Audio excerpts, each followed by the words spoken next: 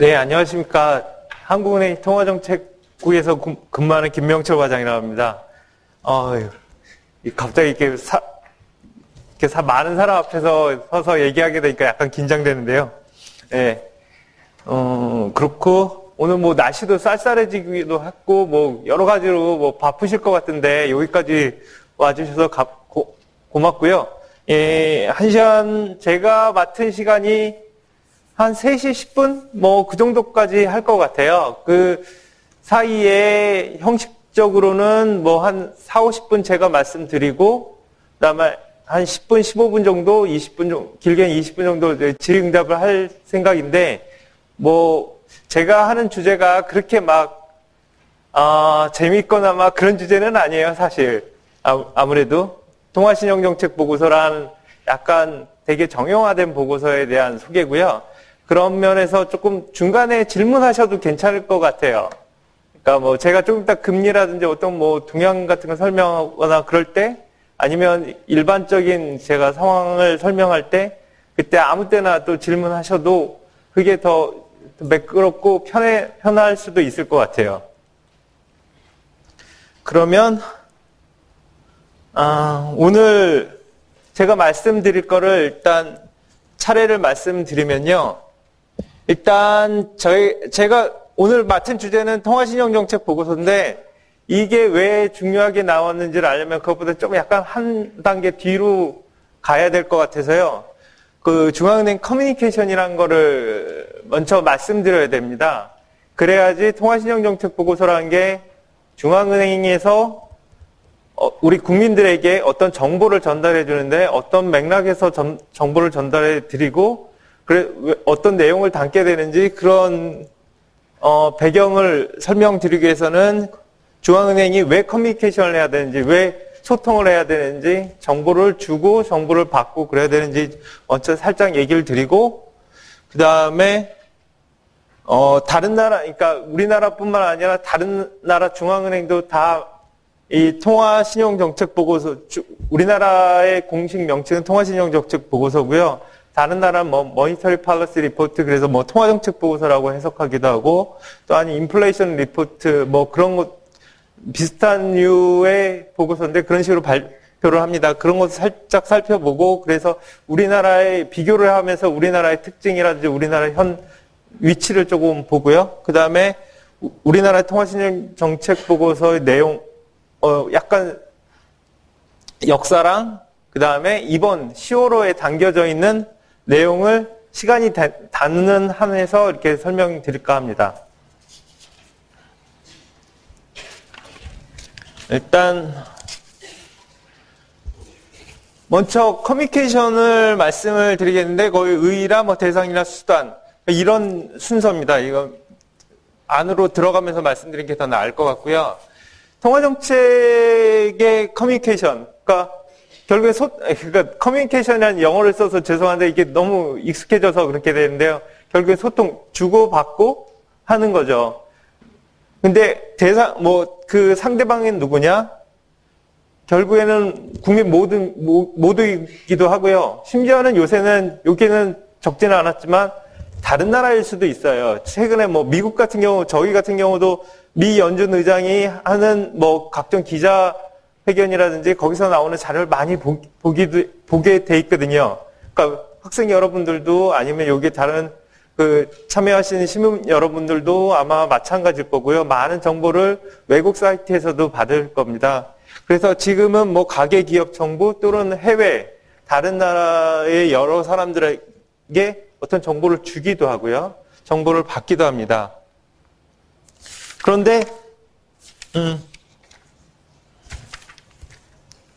이런 것들 이것도 딱 한 단계만 조금 더 뒤로 가보면 중앙은행이라는 게 최근 현대 중앙은행은 가장 키워드라고 해야 될지 핵심 용어를 3가지로 최근에 들면 뭐 독립성, 책임성, 그 다음에 투명성이 돼요. 그러니까 이 커뮤니케이션이 왜 등장하게 됐냐면, 그러니까 중앙은행이 어느 정도 독립이 필요하다는 걸 이제 그 얘기만 해도 또 상당히 오랜 시간이 걸리기 때문에 일단 어느 정도 받아들이고요. 어떤 독립된 기관으로서 독립된 판단을 할 수 있는 독립성이라는 게 주어졌다 일단 생각을 하시면 거기에 대해서는 분명히 책임이 따를 겁니다. 어떤 뭐 용돈이 주어지면 용돈에 대해서 어떻게 허술하게 안 썼다는 그런 어떤 책임감이랑 똑같은 거죠. 그러니까 그래서 저희는 책임감이 무슨 예산 결산이라든지 저희 결산 같은 경우는 임금 같은 경우는 뭐 정부의 어떤 심의를 정부의 어느 정도 컨트롤도 받고요. 여러 가지 면도 있지만 가장 대표적인 게 하나가 설명에 대한 책임이 있습니다.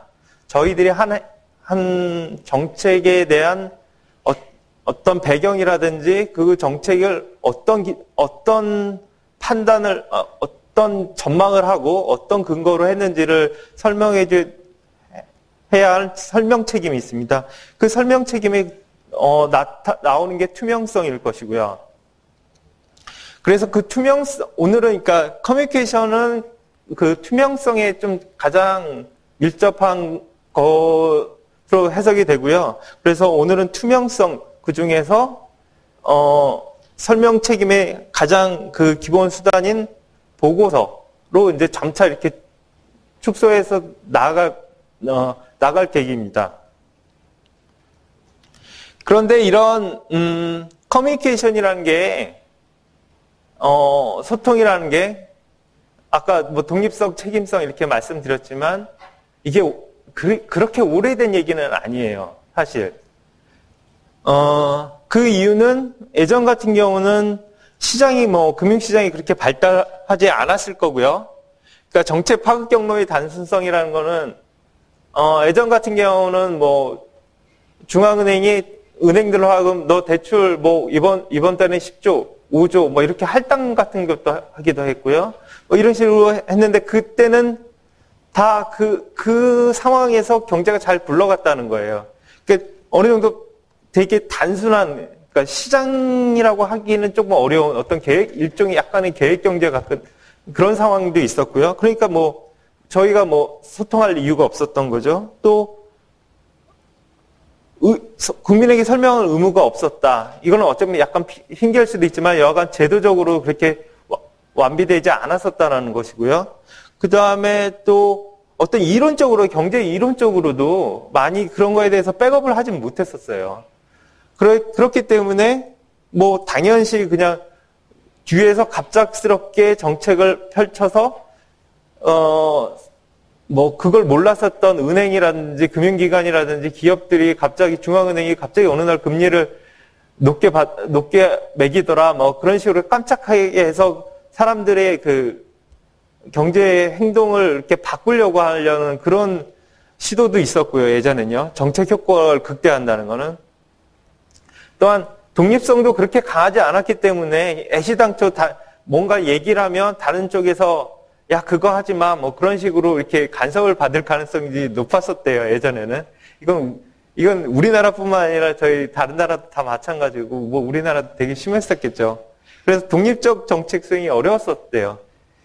근데 이건 과거라는 얘기고, 그러면 현재라는 게 언제냐? 한 90년대 이후로 이렇게 다들 봅니다. 이건 90년대 이후는, 그러니까 사실은 우리나라를 뜻하는 건 아니고요.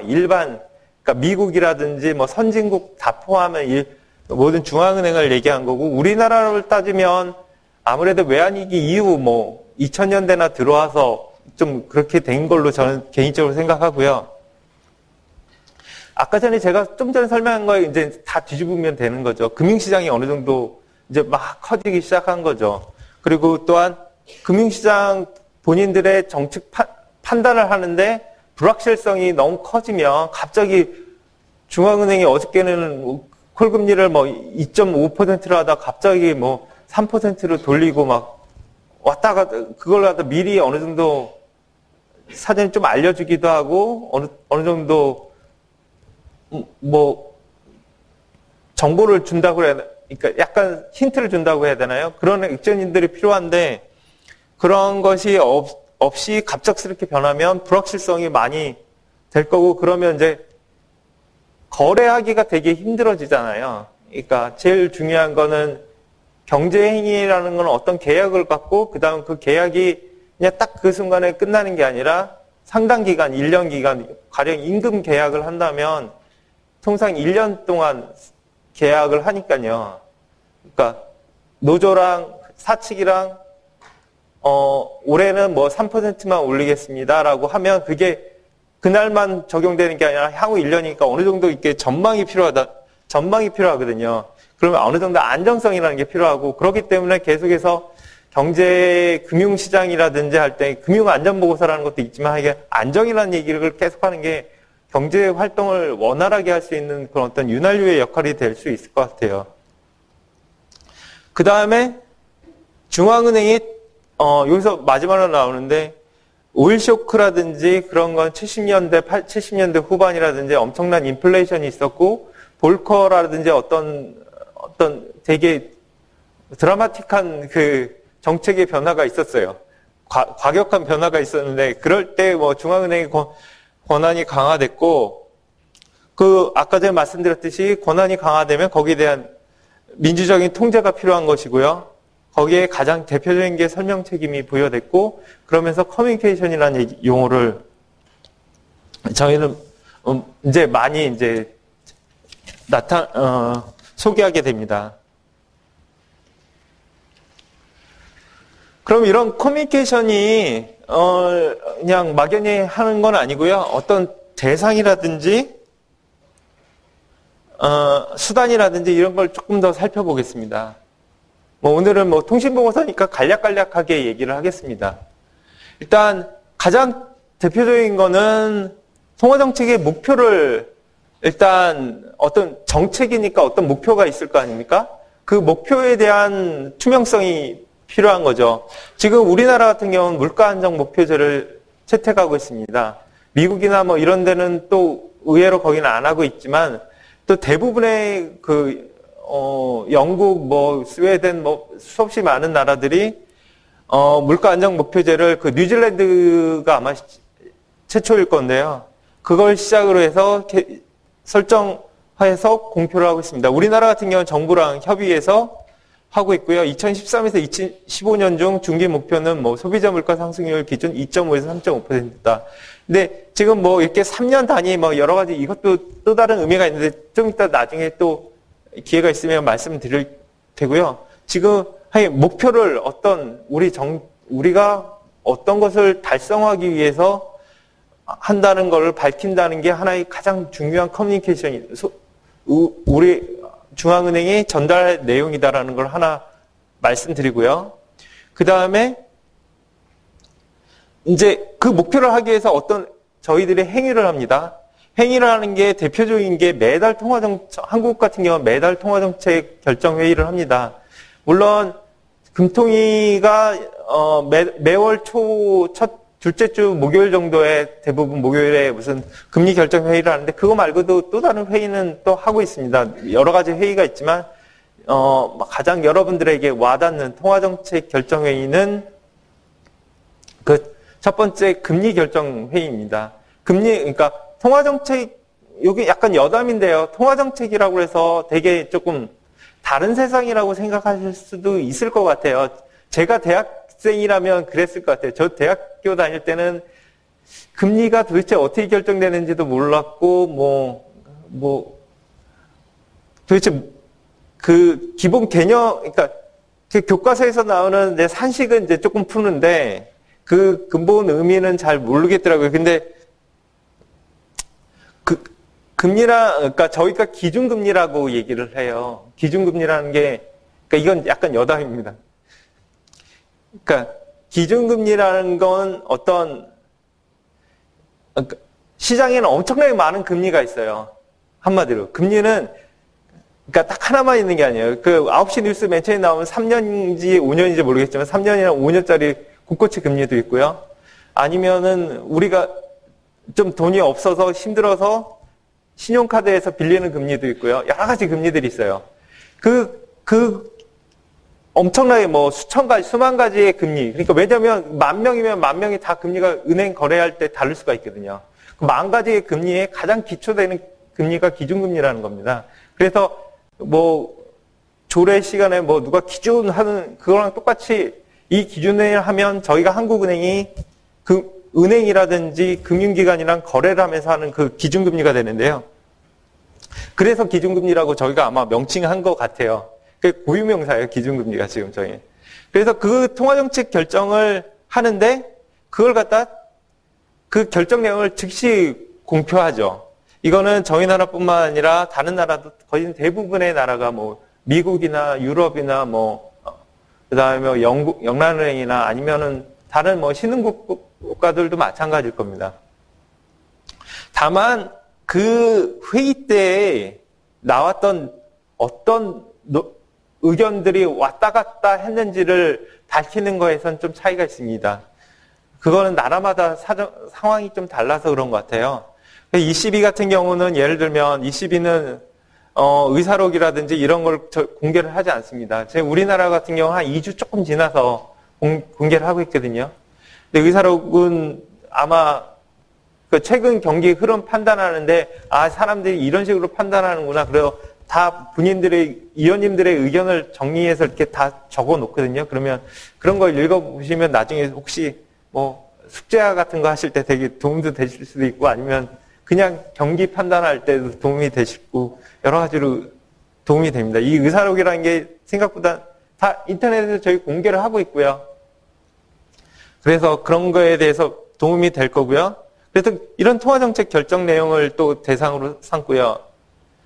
또 중요한 것은 경제 전망입니다. 그러니까 저희가 경제 전망을 말씀드려야지 사람들이 어느 정도 기대 형성을 하고 저희가 어떤 최종 목표치 아까 물가 안정 목표를 갖다가 이렇게 하는데 사람들이 거기에 가장 비슷한 방향으로 하는 거를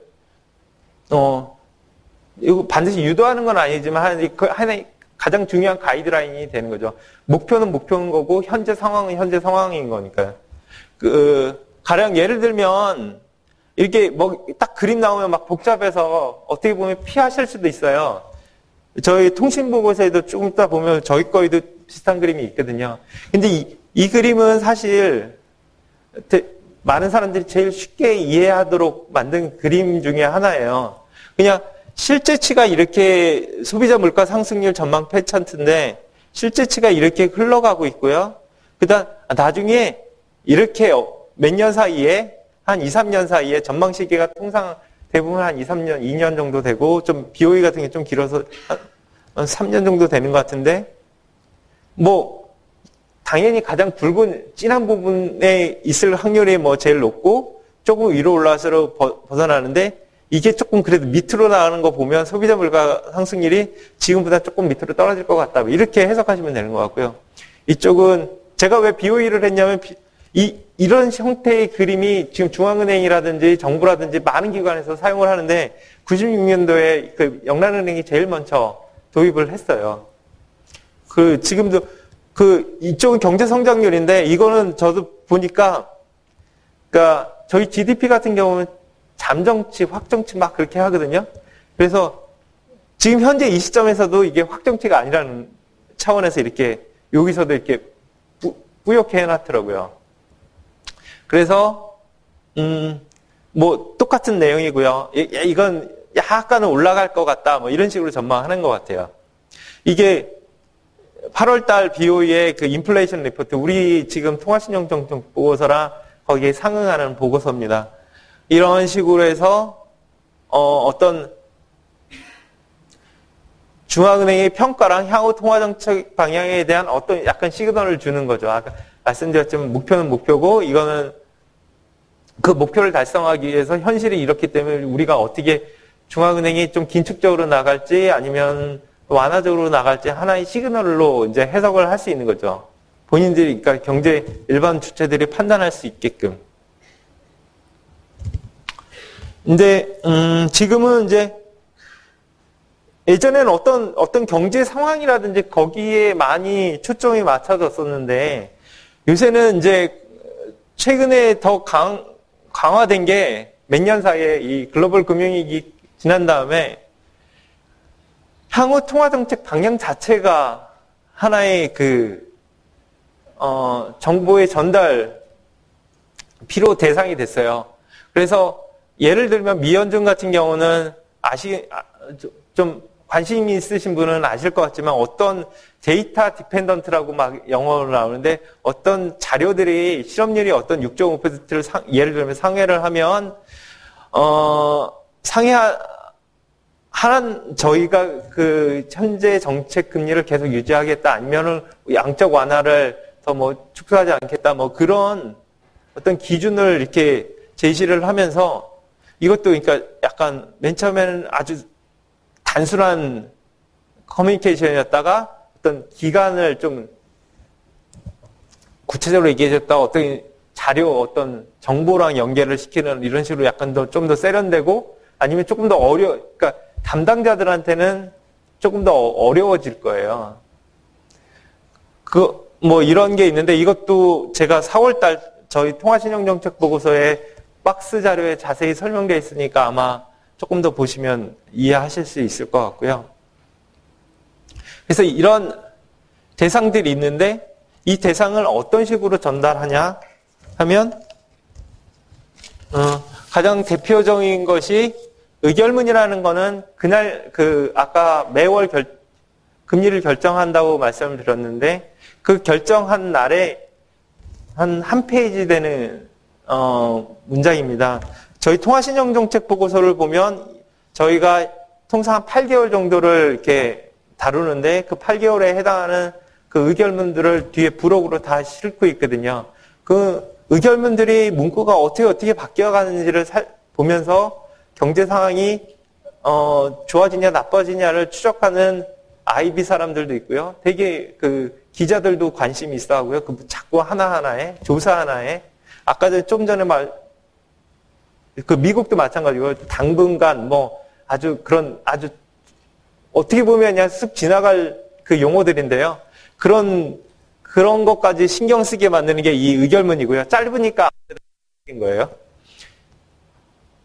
그 다음에 그걸 갖다 이제 기자회견 매번 저희 총재님이 기자회견을 하는데 이것도 저희 홈페이지에 다 올라와서 그 동영상으로 올라와 있더라고요. 그래서 관심 있으신 분들은 홈페이지에 들어가셔서 보셔도 되고 이건 당연히 우리나라뿐만 아니라 다른 나라도 마찬가지예요. 심지어 BOE나 뭐 이런 데 가면 BOE는 뭐 음성이랑 뭐 스크립트가 다 있는 것 같고 뭐 미연준 같은 경우 그냥 화면만 있고 그러니까 영어 공부하는 데도 좋고 되게 고급 영어 많이 쓰거든요.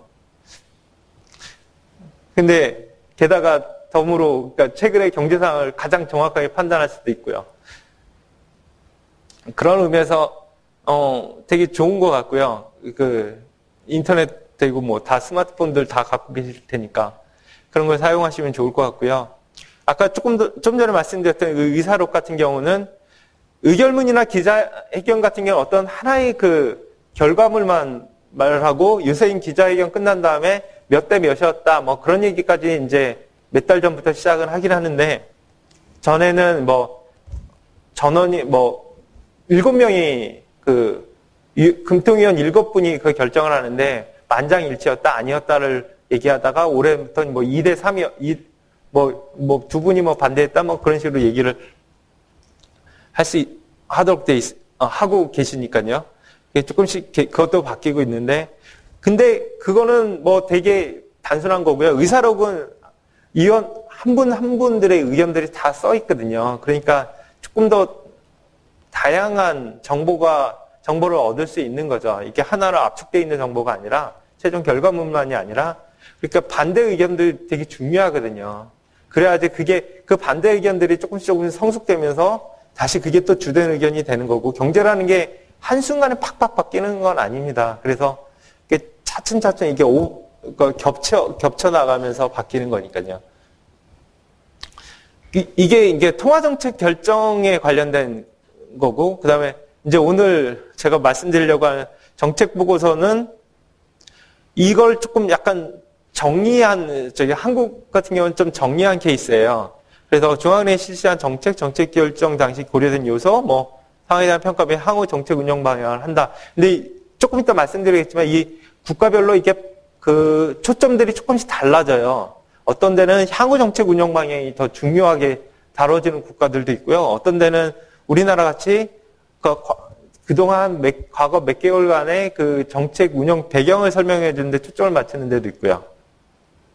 그 외에도 뭐 학술대회 강연 같은 것도 있고요. 자, 이거 수단으로. 이제 다시 한번 이거 커뮤니케이션을 요약을 말씀을 드리면, 그러니까 목표를 명시적으로 제시를 하고요. 그거는 이제 여러 그 경제 주체들의 가게나 기업들이라든지 임금 협상이라든지 할 때 어떤 사용해라, 아니면 무슨 어떤 물가를 그 가격을 책정할 때, 자기가 제품 생산하는데 가격을 책정하는데 한 2, 3% 정도까지는 올려도 되겠구나, 아니면 뭐 그것보다 좀 내려도 되겠구나, 뭐 그런 어떤 가이드라인을 주는 거고요. 목표를 제시하고 어떤 저희들의 그 정책 결정 행위들에 대해서 계속 지속적으로 알려주면서 저희 그 기대를, 경제 주체들의 기대들을 계속해서 조정해 나가는 게 중요한 거고요. 그 다음에 구체적인 수단으로는 아까 말씀드린 의결문이라든지 기자회견, 아니면 조금 더 약간 더 중기적으로는 정책 보고서, 저희 지금 오늘 말씀드리려고 하는 정책 보고서 같은 경우가 있습니다. 이제 통화정책 보고서를 이제 말씀드리겠는데요. 아까 조금 전에 말씀드렸듯이 조금 나라마다 상황이 다 다르고, 그래서 저희 나라께 정답인 것도 아니고, 이건 우리나라에서 지금 현재 상황에서 금통위원님이라든지 뭐 저희 집행간부라든지 뭐 이쪽에서 지금 현재 이 통화신용정책 보고서 형태가 가장 바람직하다, 우리나라 입장에서는. 아니면 또 다른 수단들이 옆에 다른 기자회견이라든지 여러 가지 또 다른 수단들이라든지 그런 걸 다 고려해 가면서 이제 판단하시는 거고요. 그래서 어떤 의의랑 주요국 다른 나라 걸 이제 또 한번 살펴보겠습니다. 그러니까 투명성을 높이고 설명 책임을 하려고 하는 커뮤니케이션의 가장 대표적인 수단 중에 하나라고 이렇게 말씀을 드릴 수 있고요. 어떤 책자로 이렇게 되게 정형화된 책자로 나오다 보니까 여기에는 일단 최근의 실물 경제 금융시장 및 물가 동향이라든지 어떤 동향, 최근의 경제 현상에 대해서 일단 판단, 사실은 동향을 그냥 읽어주는 건 아니고요.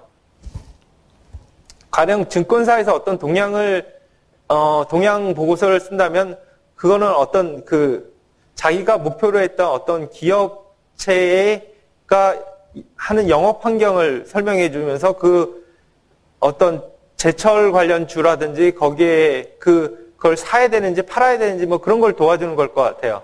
저희도 똑같습니다. 저희가 그냥 동향을 읽어주긴 하는데 통화정책을 하는데 어떻게 그게 고려됐고 거기에 대해서 이 동향을 어떻게 판단을 했는지가 더 중요합니다. 사실은 읽다 좀 이제 집에 들어가셔서 좀 시간 나서 읽어보시면 그냥 동향이라는 게 우리 계속 어떤 용어들이라든지 그런 것들이 반복되기도 하고요. 그러면서 저희들이 좀 고민했던 시점들 동향을 읽다 보면 한 1월에서 8월까지를 일단 커버를 하는데 그 중에서 한 5월 달에 뭐 어떤 유난히 막 5월 달 무슨 데이터를 막 자료를 되게 집중적으로 뭐 금리도 그러고 주가도 그러고 막 환율도 그러고 막 그렇게 얘기하는 케이스들이 있어요. 그러면 이 사람들이 이때 많이 더 심각하게 고민했고 어떤 행위가 바뀌었구나라는 생각도 할 수도 있어요.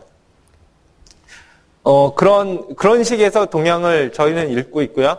그 다음에 또 전망이라는 게 가장 기대를 계속 말씀드리지만 어떤 저희가 정책을 하고 하면 물가 안정 목표제라든지 그건 향후 기대 인플레이션을 일단 잘 관리하는 게 가장 저희한테는 가장 막중한 임무인 거죠. 그래야지 뭐 모든 그 거래가 원활화되고 하는 공기 중에 산소와 같은 존재가 되게 되거든요. 그래서 근데 그 성장에 대한 목표는 목표고 현 상황, 현 저희가 가장 객관적으로 볼 수 있는 상황도 분명히 필요하니까요. 거기에 대한 전망과, 근데 전망에는 항상 평균 익스펙테이션과 함께 평균 기대치와 함께 분산이 존재한다는 걸 아실 겁니다.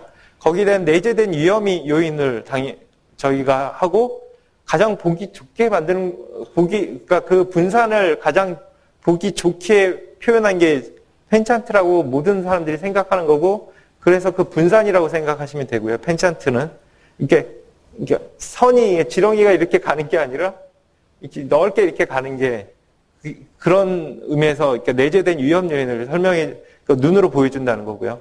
이렇게 위로 올라갈 때도 있고 밑으로 내려갈 때도 있고 그렇거든요.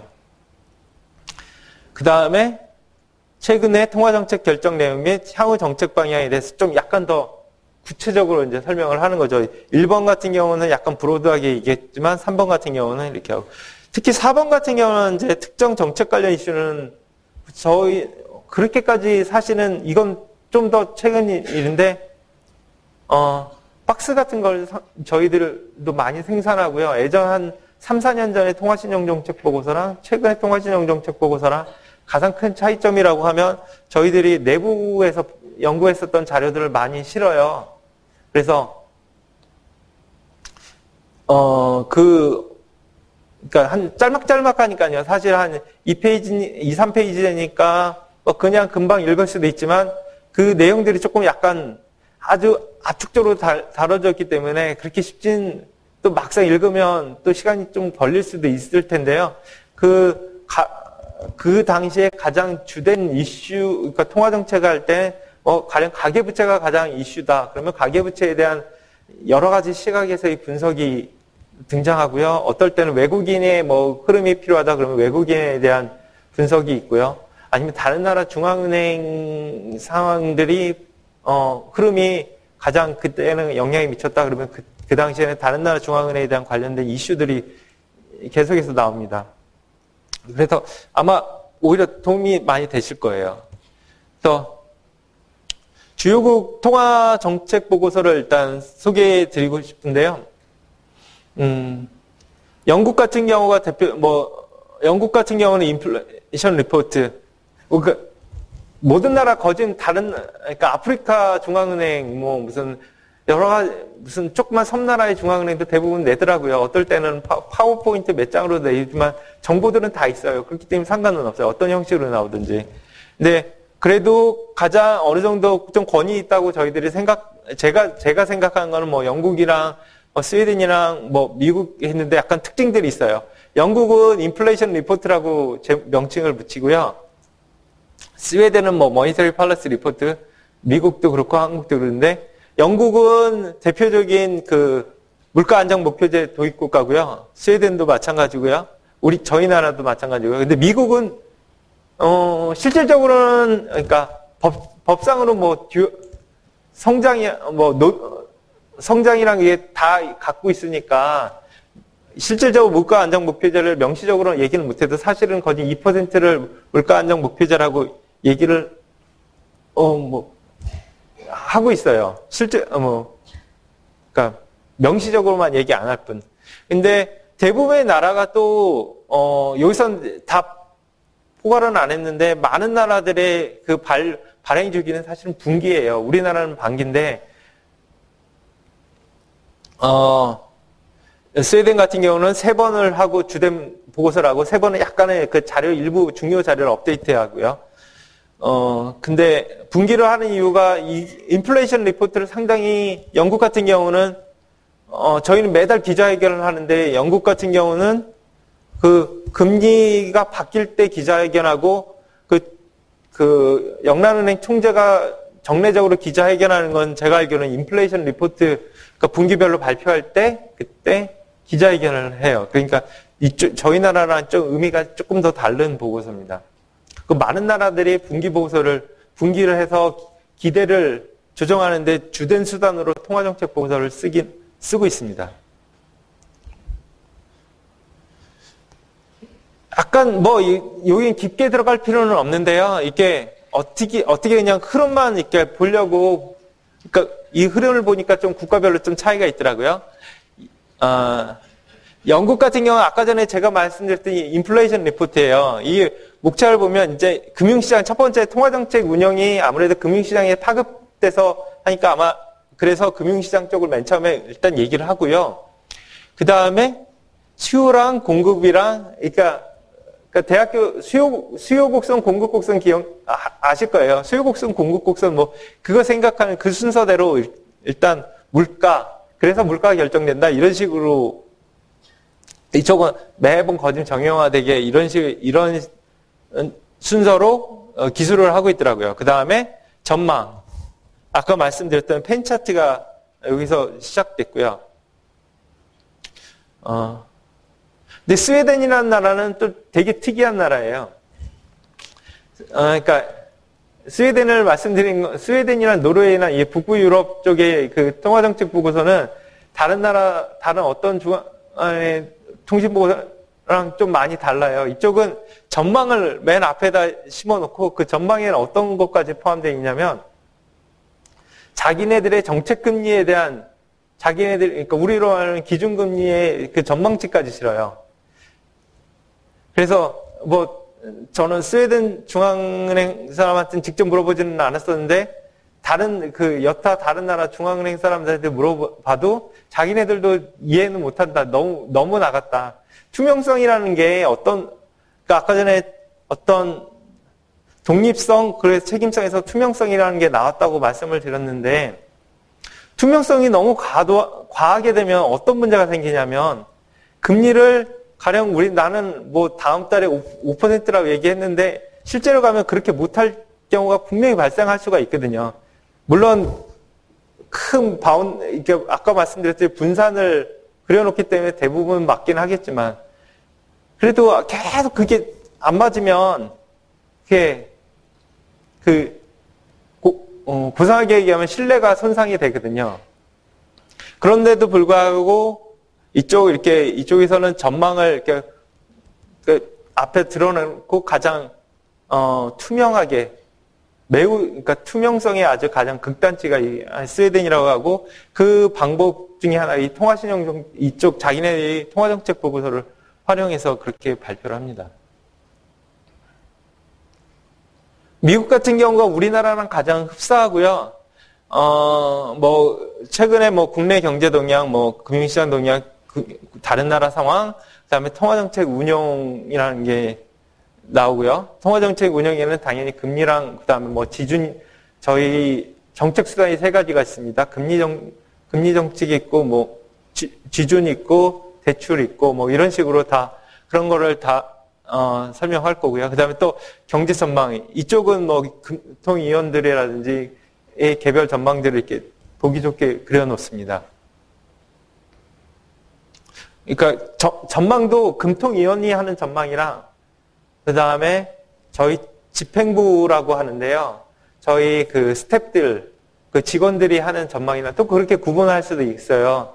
근데 지금 이쪽은 정책 많은 나라에서 보면 정책 담당하는 금통위원들이 직접 전망을 하는 케이스가 있고, 저희 나라는 아직 그러니까 직원들이 하는 한국은행이라는 이름으로 나가는 전망이 주된 전망으로 나가고 있고요.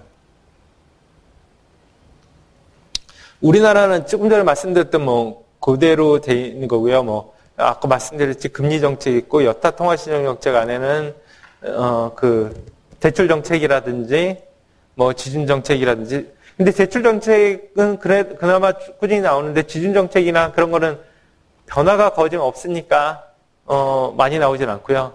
그리고 아까 미국 얘기를 한 가지를 더 드리면, 미국이나 다 마찬가지긴 하지만, 이번에 글로벌 금융위기 터지고 난 다음에 각국의 통화신용 정책 보고서가 되게 조금 많이 달라졌어요. 예전보단. 또 조금 더 읽기 편해지게 하려고 하는 그러한 노력도 있는가 하면 위기 상황 때는 이 이슈가 가장 주된 문제가 됐던 것들을 잘 요약 정리해서 이렇게 박스 처리, 어떨 땐 박스 처리해서 올려놓기도 하고, 어떨 땐 그냥 장 하나를 집어넣기도 하고, 그래서 되게, 각국의 홈페이지에서, 그러니까, 홈페이지를 정리를 잘해서 의미를 전달하는 케이스도 있었고, 또 과거치를 잘 정리하는 케이스 중에 하나는 통화정책 보고서들을 많이 활용하더라고요. 그래서 그 커뮤니케이션이 그 글로벌 금융위기 지난 다음에 각국의 그 커뮤니케이션이 어떻게 바뀌었는지를 조금 찾아보면 제일 먼저 바뀐 건 그 각국의 홈페이지가 많이 바뀌었었고요. 그 다음에 또 찾아볼 수 있는 거는 뭐 당연히 의결문이라든지 그런 것도 조금씩 바뀌었는데 통화정책 보고서들이 많이 바뀌었었어요.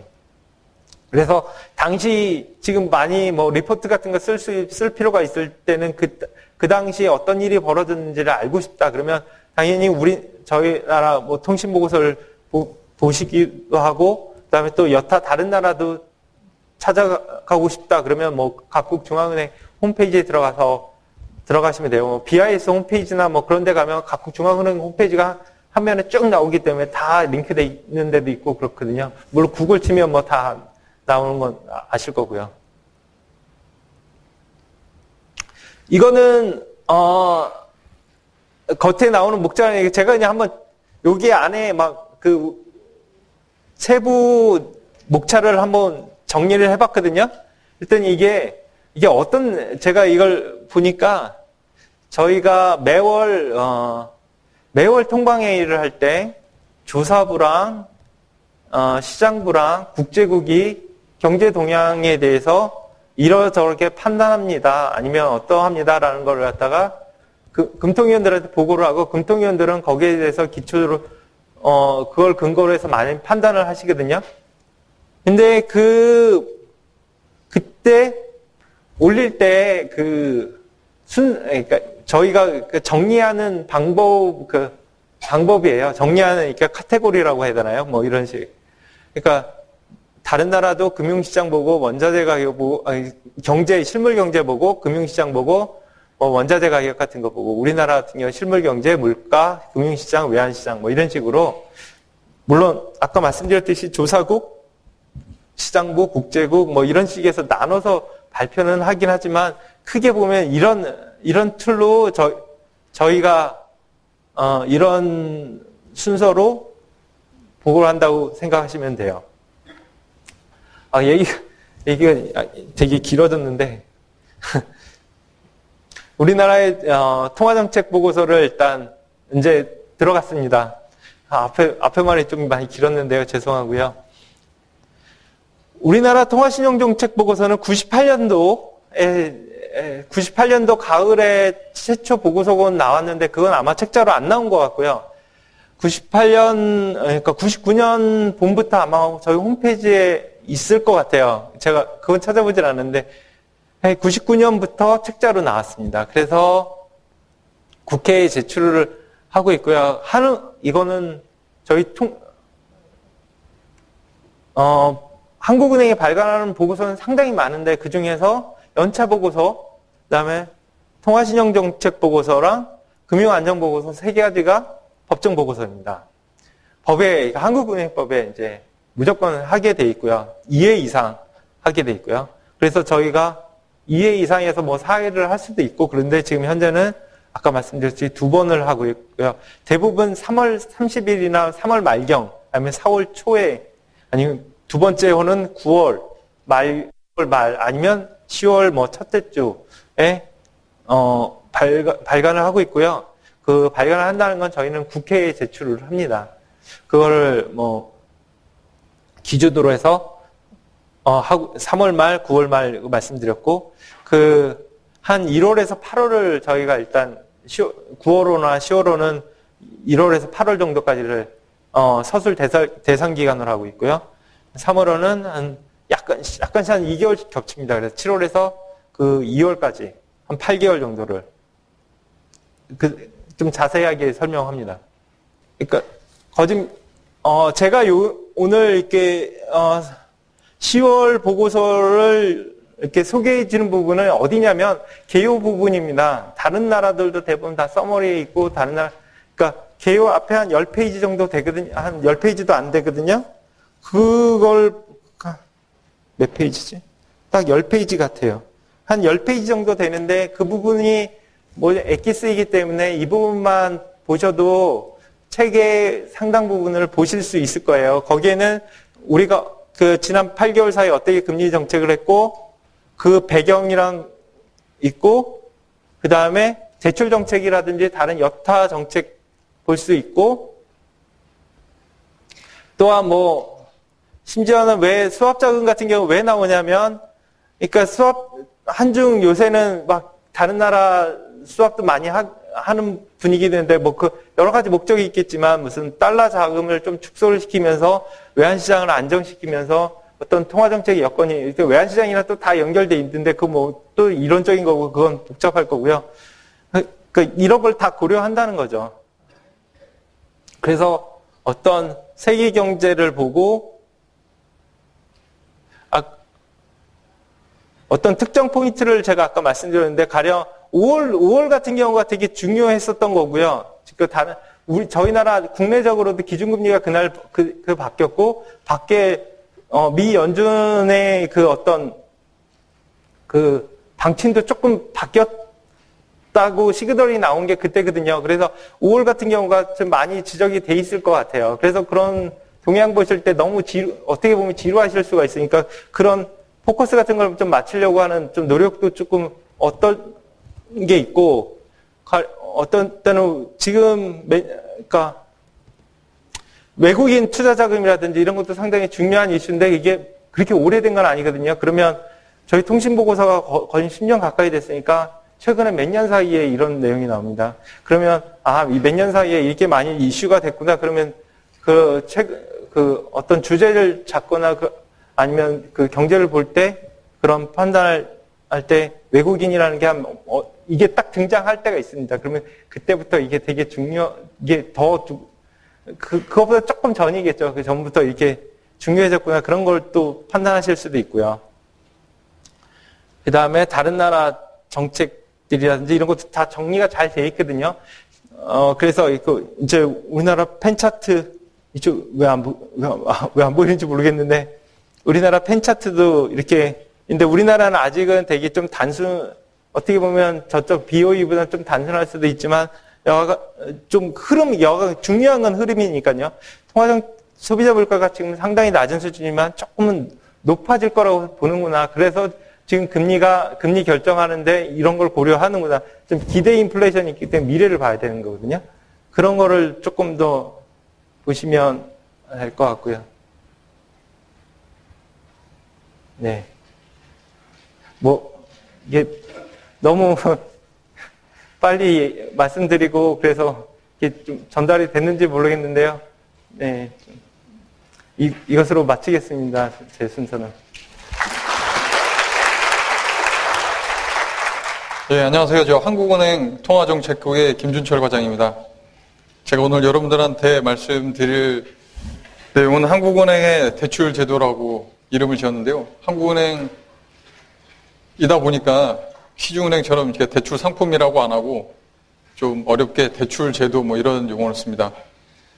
그 한국은행의 대출 제도는 현재 운영하고 있는 건 크게 세 가지가 있는데요. 총액 한도 대출 제도라는 좀 여러분들이 처음 용어로 들었을 때 생소하게 느끼는 그런 대출 제도지만 한국은행에서 현재 운영하는 대출 제도 중에서 가장 중요한 대출 제도고요.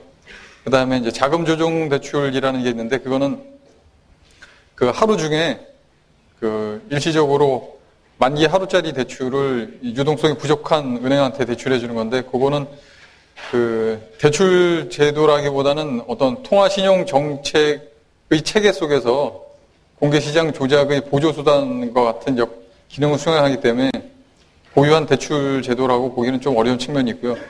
또 하나는 일중당좌 대출 제도라고 있는데 일중당좌 대출은 그 하루 중에 오전이나 이렇게 오후 한 2-3시까지 필요한 자금을 일중에 공급하고 그다음에 이제 업무 마감 시간인 오후 5시에는 이제 전부 상환시키는 제도인데 그건 역시 어떤 고유한 대출 제도라기보다는 그 여러분들이 또 생소하게 느낄 수 있는 용어일지 모르는데 지급결제 시스템에서 일어나는 그 총액결제 시스템이라는 게 있습니다. 그 RTGS라는 시스템에서 그 일중당좌 대출 제도가 있음으로써 결제가 굉장히 원활하게 일어나는 그런 기능을 수행하기 때문에 일중당제 대출 제도라는 걸 이제 도입해서 운영하고 있는데, 지금 말씀드린 그런 자금 조정 대출이라든지 일중당제 대출 제도는 오늘 강의 시간에서 제가 처음에 중요한 기능에 대해서 간략하게 소개시켜 드리는 걸로 하고요.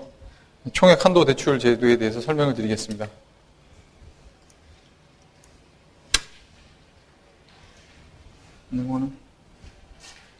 예. 총액 한도 대출 제도와 최근의 개편 배경 및 주요 내용, 프로그램별 주요 내용, 총액 한도 대출 제도 운영 성과, 향후 개편 방향 이렇게 설명드리겠습니다. 그 총액 한도 대출 제도는 총액 한도 대출 제도의 개요와 연역에 대해서 말씀드리려고 하는데요. 총액 한도 대출 제도라는 거는 그 한국은행이 직접 중소기업이라든지 기업이라든지 가게라든지 이런 데에다가 직접 여신을 제공할 수가 없습니다. 한국은행법에 의해서 한국은행이 여신을 제공할 수 있는 곳은 은행과 정부입니다. 물론 또 정부 대행기관이라는 것도 있긴 하지만 지금 현재는 은행과 이제 정부만이 이제 주요한 한국은행의 대출처고요.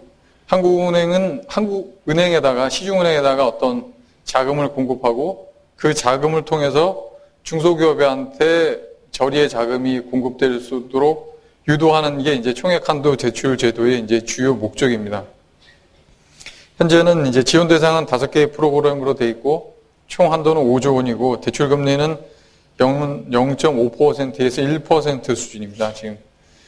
그래서 이제 이 부분에 대해서 조금 더 자세히 설명을 드리자면, 이 은행에서 이제 중소기업으로 갈 때, 만약에 은행에서 중소기업으로 가는 대출금이 만약 1억 원이라면, 저희가 1억 원을 전부, 이 대출 재원 1억 원을 전부 주는 건 아니고, 저희가 한 25%나 최대 한 50%, 적으면 뭐 한 2% 정도의 자금을 주고, 여기에서 자기가 자체적으로 조달한 수신을 바탕으로 한 재원과 한국은행에서 받은 재원, 그 두 가지가 섞여서 이 중소기업 대출을 하게 됩니다. 그러니까 한국은행 자금이라는 거는 이제 지원 비율에 따라서 만약 1억 원을 대출하는데 이제 가장 큰 거는 뭐 5천만 원, 뭐 작으면 2,500만 원, 뭐 아주 작으면 뭐 200만 원 정도의 자금을 저희가 주는 그런 방식으로 이제 운영되고 있습니다. 그러니까 은행이 원래 자기 자금으로만 중소기업에 대출했다면 자기 수신으로만 자금을 대출 재원을 조달해서 중소기업한테 대출을 하기 때문에 대출 금리가 시장 금리 정도에서 이제 형성되는데 원래 이 대출 시장이라는 게 한국은행이 총액 한도 대출을 통해서 낮은 자금 이렇게 0.5에서 1% 정도의 낮은 자금을 은행한테 주기 때문에 은행이 중소기업한테 공급하는 이 중소기업 대출의 전반적인 금리가 낮아지게 되고 또 이렇게 해서 한국은행이 또 만든 이 프로그램들이 그 신용 정책이라 신용 대출이라든지 이렇게 해서 좀 중소기업 쪽으로 좀 자금이 가기가 어려운 그런 부분들의 자금 가용성을 높이는 그 두 가지 측면이 있습니다. 그래서 대출 금리를 낮추는 것과 자금 가용성을 높이는 측면, 그 두 가지를 유도하기 위해서 저희가 이런 제도를 만들었습니다. 그 다음을 보시면은 이제 이전에 1994년 이전에는 저희가 한국은행이 하는 대출 제도의 이제 가장 중요한 기능이 그 경제가 이제 계속 성장하는 그런 산업화 단계에서 기업들한테 이제 저리에 이제 정책 자금을 계속 공급하는 역할을 했습니다. 그래서 뭐 산업 구조 조정 자금, 에너지 절약 시설 자금 이런 거 이외에 뭐 수출 산업 설비 자금이라든지 그러니까 우리나라가 중화학공업을 시대를 거치면서 필요한 그런 대출 재원들을 한국은행이 공급하는 그런 역할을 했죠. 그러니까 어떻게 생각하면 1994년 이전에는 굉장히 그 후진국의 중앙은행들이 하는 그런 역할을 하고 있었다고 이해해도 뭐 크게 상관은 없을 것 같다는 생각이 들고 지금 또 많은 개발도상국에 있는 이제 국가들이 이제 이런 자금들을 가지고 자금을 공급하고 있고 선진국들한테는 선진국 중앙은행들이 하는 그런 역할들은 다 아닌 거죠.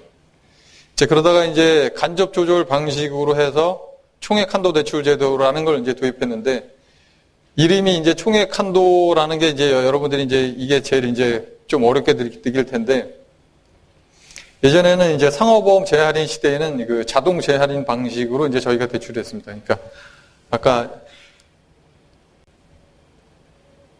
여기서 보시면은 은행에서 중소기업으로 갈 때 이 은행이 중소기업한테 1억 원을 대출해주면 한국은행이 만약에 지원 비율을 50% 정해줬다면 한국은행은 자동으로 여기다 5천만 원씩 돈을 줬어요. 그러니까 은행의 중소기업 대출이 점점 늘어나면 늘어날수록 한국은행의 대출도 점점 늘어나는 그런 구조가 되어 있는 거죠. 왜냐하면 자동 재할인 방식이니까. 그러다 보니까 어떤 문제가 발생하냐면 여기 있는 대출금이 커지면 커질수록 한국은행이 은행에 공급하는 대출금이 점점 커지고 한국은행이 은행에 대출을 해주는 그 대출금이 점점 커진다는 것은 통화량이 계속해서 증발된다는 얘기거든요. 그러다 보니까 지금은 이제 금리 중시 통화정책 체계를 운용을 하게 되면서 통화량 자체를 저희가 관리를 하고 있지 않습니다만은 과거에는 이제 통화량 관리 시대에 아까 보신 것처럼 이런 간접 조절 방식이 도입됐던 1994년대까지만 해도 저희가 통화량 자체를 조절하는 방식으로 통화정책을 운영했기 때문에 통화량 자체를 저희가 통제하겠다는 그런 목적 하에 죄송합니다. 계속 넘어가네요. 한국은행에서 은행으로 가는 요 대출의 총량을 미리 정한다는 의미가 총액 한도 대출입니다. 그러니까 총액이라는 말은 은행에서 중소기업으로 가게 되는 대출금이 얼마이든지 간에 한국은행이 은행에 주는 대출금의 양은 총액으로 정해져 있다라는 뜻이에요.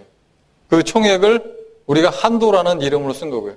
우리는 여기까지만 지원해 주겠다라고 쓴 게.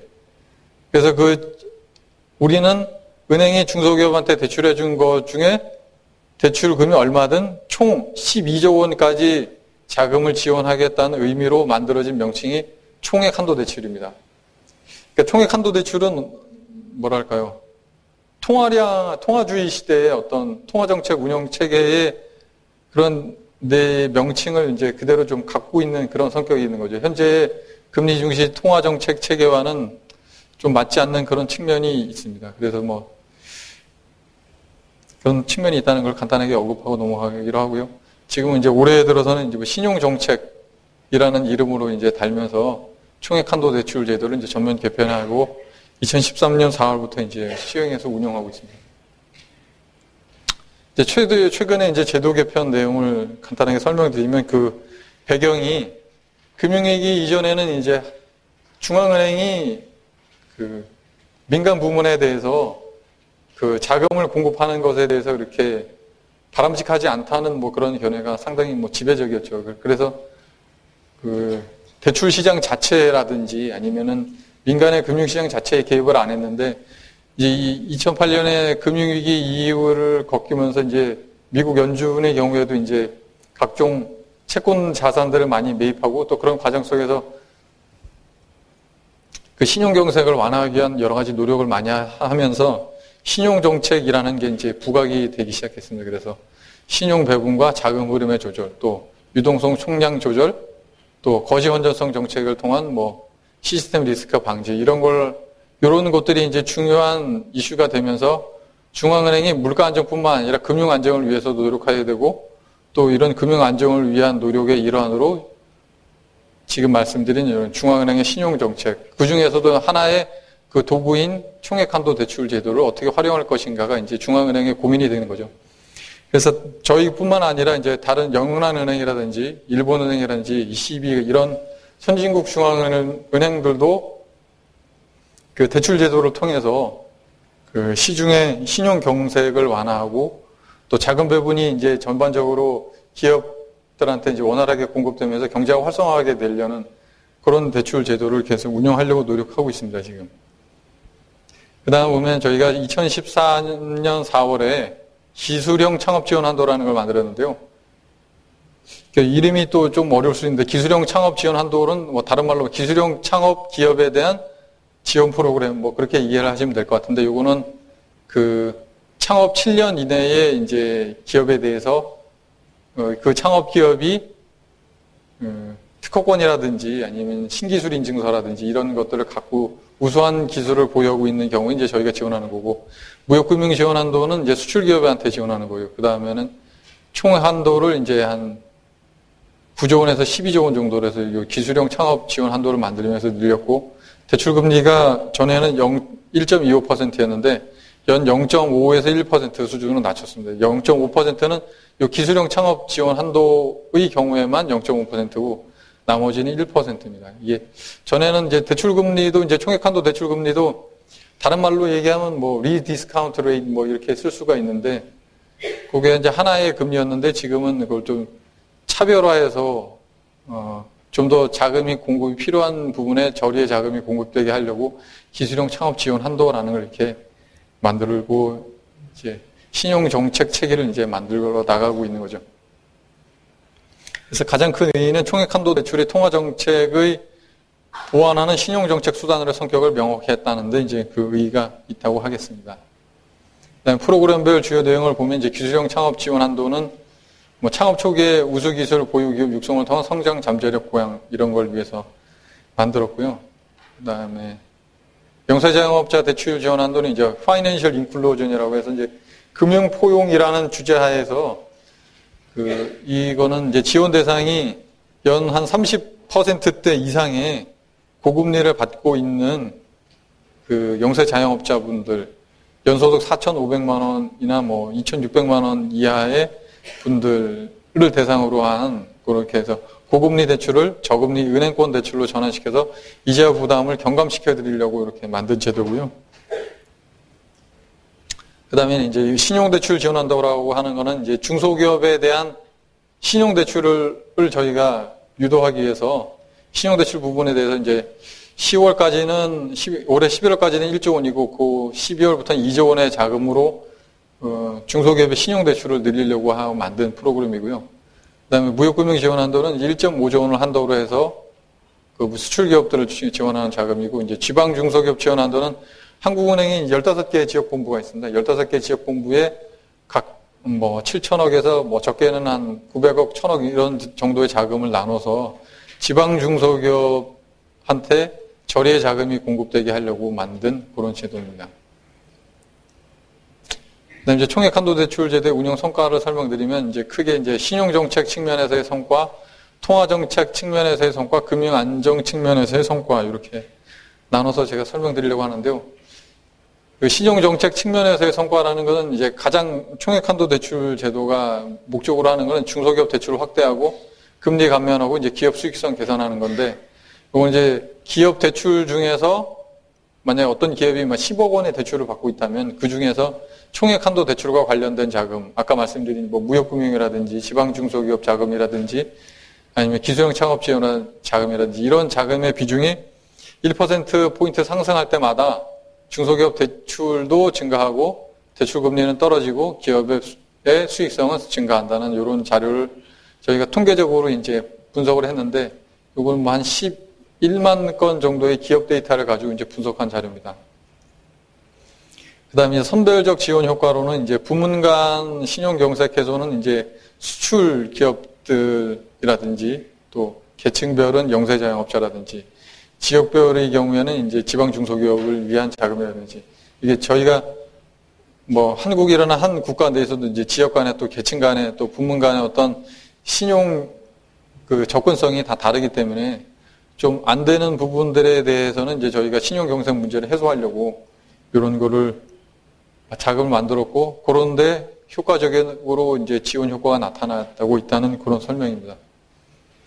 그 다음으로 넘어가서 통화정책 측면에서의 성과라는 것은 대체적으로 이제 금리 정책을 대체한다기보다는 이제 보완하는 수단으로서요. 대체로 통화정책 기조에 맞춰서 총액 한도 대출의 한도와 대출 금리를 함께 이제 조정해 왔죠.